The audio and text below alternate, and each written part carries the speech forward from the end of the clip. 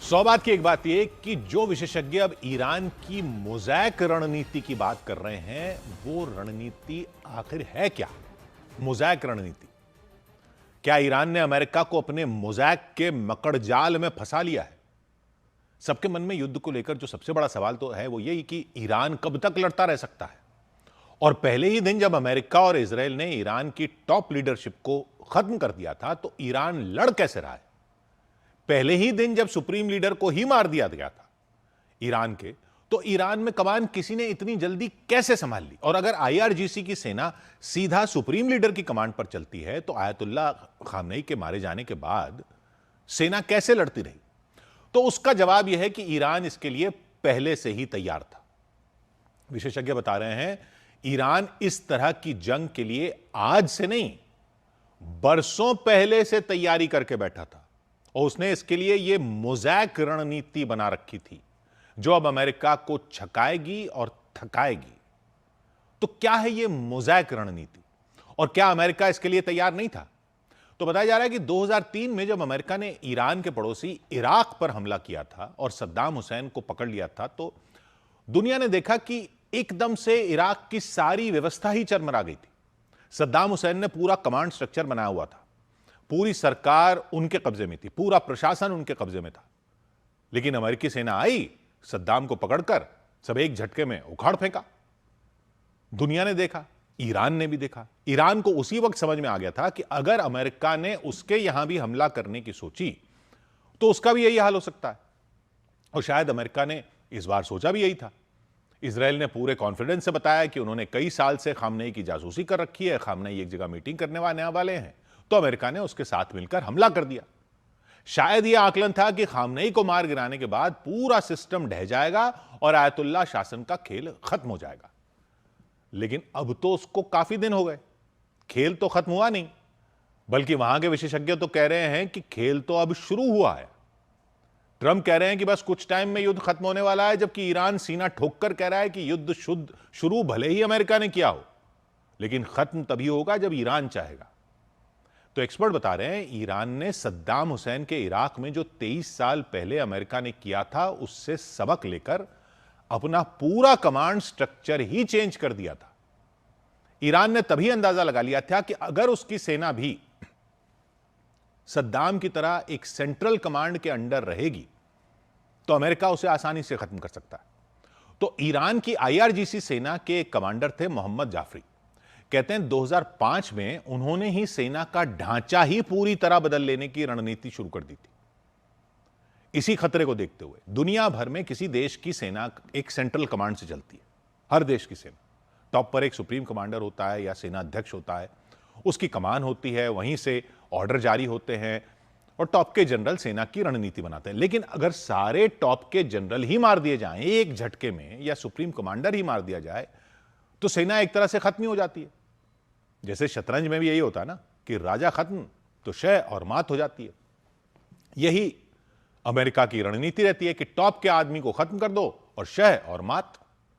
तो मोहम्मद जाफरी ने बोला कि कमांड स्ट्रक्चर ही बदल दो, मोज़ैक कमांड स्ट्रक्चर बना दो। मोज़ैक आपने शब्द सुना हो शायद। मोज़ैक पेंटिंग होती है, छोटे छोटे टुकड़ों को जोड़कर एक बड़ा सा चित्र बना दिया जाता है। बड़ी बड़ी बिल्डिंगों पर आपने देखा हो शायद, छोटी छोटी टाइलें होती हैं, उनको जोड़कर कोई कलाकृति बनाई जाती है, या छोटे छोटे फोटो जोड़कर एक बड़ी तस्वीर बना दी जाती है, उसको कहते हैं मोज़ैक। तो मोहम्मद जाफरी ने बोला कि आईआरजीसी की सेना भले ही एक हो, लेकिन कमांड एक क्यों हो? मतलब छोटी छोटी टुकड़ियां अपने आप में अलग सेनाएं हों और सब जोड़कर एक सेना बन जाए। तो उन्होंने क्या किया कि आईआरजीसी सेना को मोज़ैक कमांड स्ट्रक्चर बना दिया। मतलब ईरान में 31 प्रांत हैं, 31। हर प्रांत में सेना की एक अलग कमांड बना दी। हर प्रांत में राजधानी तेहरान, वो भी एक प्रांत है तेहरान, उसमें एक और रख दी, मतलब उसमें 2 कर दी, यानी सेना की एक कमांड नहीं। टोटल 32 कमांड हो गई। 31 प्रांत में 32 कमांड, तेहरान में 2, यानी एक तरह से एक सेना की 32 सेनाएं बना दी। अमेरिका एक सेना से नहीं लड़ रहा है, यह 32 सेनाओं से लड़ रहा है, क्योंकि हर कमांड एक अलग यूनिट की तरह काम करती है। एक अलग सेना की तरह काम करती है। हर प्रांत की सेना के अपने कमांडर हैं, हर कमांड के अपने अलग हथियार हैं, हर कमांड की अपनी अलग इंटेलिजेंस है, हर कमांड के अपने अलग अधिकारी हैं, अपनी अलग चेन ऑफ कमांड है। यानी ये 32 की 32 एक तरह से अलग सेनाएं हैं। 30 दूसरे प्रांतों में, तेहरान में 2, क्योंकि तेहरान भी एक प्रांत है लेकिन उसमें 2 कमांड बना दी, राजधानी है। 32 अलग अलग सेनाएं ही हो गई एक तरह से।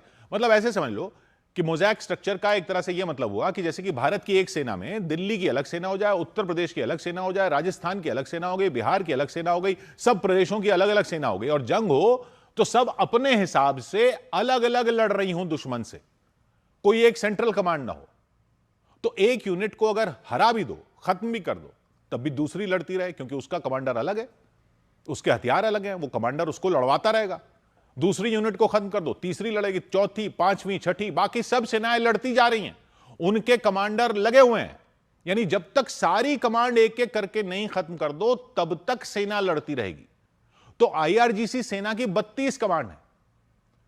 तेहरान पर हमला करके उसके टॉप जनरल मार भी दिए तो वो उसके लिए तैयार बैठे थे, बाकी कमांड तो लड़ती जाएंगी। और कमांडर मार देने पर या सुप्रीम लीडर मार देने पर भी उन्होंने उत्तराधिकारी पहले से ही तय कर रखा है। अगर टॉप लीडर मर जाए तो हर यूनिट में पहले से उत्तराधिकारी तय है। हर यूनिट में एक उत्तराधिकारी तय नहीं है, हर कमांडर के 3 लेवल तक उत्तराधिकारी तय हैं। यानी कमांडर मारा गया तो नंबर 2 कमांडर बन जाएगा, नंबर 2 भी मारा गया तो नंबर 3 तय हो जाएगा, नंबर वो भी मारा गया तो चौथा नंबर हो जाएगा, 4 तक, नंबर 4 तक कमांडर बन जाएगा, तय है। एक मारा गया तो दूसरा बन जाएगा, और दूसरा बनते ही अपने नीचे 3 और बना लेगा, तो हर बार 4 रहेंगे और अपनी यूनिट को वो चलाते रहेंगे, लड़ता रहेगा। हर प्रांत की कमांड जंग में अपने फैसले लेने के लिए आजाद है, उसको सेंट्रल कमांड से ऑर्डर आने का इंतजार नहीं करना है। 32 की 32 कमांड अपने हिसाब से मिसाइलें लॉन्च कर रही हैं, सबके पास अपना अलग मिसाइल भंडार है, सब अपने हिसाब से ड्रोन हमले कर सकती हैं। यानी ये जो ड्रोन हमले हो रहे हैं या मिसाइल हमले हो रहे हैं ईरान के इस पूरे इलाके में, वो 32 अलग अलग कमांड के अलग अलग आदेश पर हो रहे हैं। ये अलग अलग सेनाएं कर रही हैं। किसी एक यूनिट के कमांडर को या उसके सारे अधिकारियों को मार देने से भी ये नहीं रुकने वाले। जैसे अगर भारत में ऐसा हो तो दुश्मन दिल्ली की सेना को भी हराए, फिर यूपी को भी हराए, फिर तमिलनाडु की सेना भी से भी भिड़ जाए, असम की सेना का ड्रोन आ जाए, ऐसे लड़ रही है आईआरजीसी की सेना। मोज़ैक स्ट्रक्चर बना रखा है, एक चेन नहीं है कमांड की, एक चेन ऑफ कमांड नहीं है, कई पैरेलल चेन ऑफ कमांड चल रही हैं। यह सिस्टम खास तौर पर अपने से मजबूत दुश्मन से लड़ने के लिए बनाया गया है। जैसे छापामार युद्ध होता है, यह आईआरजीसी सेना ऐसे लड़ रही है, क्योंकि ईरान को पता था अमेरिका जैसी सेना से लड़ने के लिए उसको काफी टाइम तक उलझा कर रखना होगा, तभी मुकाबला किया जा सकता है। ईरान देख चुका था कि अमेरिका वियतनाम में लंबा नहीं लड़ पाया, अफगानिस्तान में लंबा नहीं लड़ पाया। जहां भी अमेरिका शुरुआती स्ट्राइक के बाद जीत का झंडा जल्दी से नहीं फहरा पाया, वहां वो फंस गया युद्ध में और फिर निकलने के चक्कर में रहता है। तो ईरान ने इसी की तैयारी कर रखी थी। मतलब ईरान की सेना की यह रणनीति ही थी कि मजबूत दुश्मन से सीधे उस अंदाज में नहीं लड़ना जिसका दुश्मन को अंदाजा हो, बल्कि लंबे समय तक टिककर उसकी सेना को थका देना है, छका देना है। और सिर्फ ये 32 कमांड ही नहीं है, सिर्फ ये 32 नहीं है, एक है आईआरजीसी की कुद्स फोर्स, जिसने दूसरे देशों में लड़ा के खड़े किए हुए हैं। जैसे लेबनान में हिजबुल्ला, वो भी एक अलग मोर्चे पर इजराइल को उलझाए हुए है ताकि इजराइल की ताकत वहां भी खर्च होती रहे। अभी तो वैसे यमन में हूथी लड़ाके भी हैं, वो भी आईआरजीसी नहीं खड़े किए हुए हैं। लाल सागर में वो भी हमले करके वहां युद्ध को लंबा खींच सकते हैं। यानी पूरा खेल युद्ध को लंबा और लंबा खींचने का है।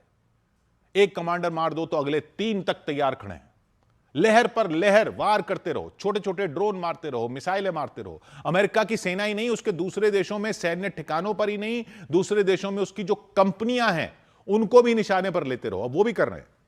भले ही मिसाइल को आसमान में ही मार गिरा दे अमेरिका, भले ही अमेरिका ड्रोन को हवा में ही मार गिरा दे, लेकिन मलबा भी नीचे गिरेगा तो दुबई जैसी जगहों में, दोहा जैसी जगहों में दहशत तो फैलेगी, पैनिक तो फैलेगा, और छापा मार रणनीति से युद्ध खिंचता चला जाएगा। यानी ये मोज़ैक स्ट्रक्चर जो है सेना का, उससे सेना एक बड़ी फोर्स भी है, लेकिन इसके कई टुकड़े भी हैं। एक भी है और कई भी हैं, और हर टुकड़ा, हर हिस्सा खुद एक अलग सेना बनकर लड़ सकता है। अगर सेंट्रल कमांड नष्ट भी हो जाए, तब भी हर प्रांत की यूनिट अपनी मिसाइलों से, अपने ड्रोन से लड़ती रहेगी, और यह मोज़ैक स्ट्रक्चर ईरान को लंबी जंग में टिकने की ताकत देता है, क्योंकि दुश्मन को एक एक करके हर यूनिट को हराना पड़ेगा। एक सेना नहीं, 32 सेनाएं लड़ रही हों जैसे। यह सब सालों की प्लानिंग से बना है। जब तक आखिरी यूनिट खड़ी है, तब तक जंग जारी रह सकती है। यह मोज़ैक सेना की लड़ाई है।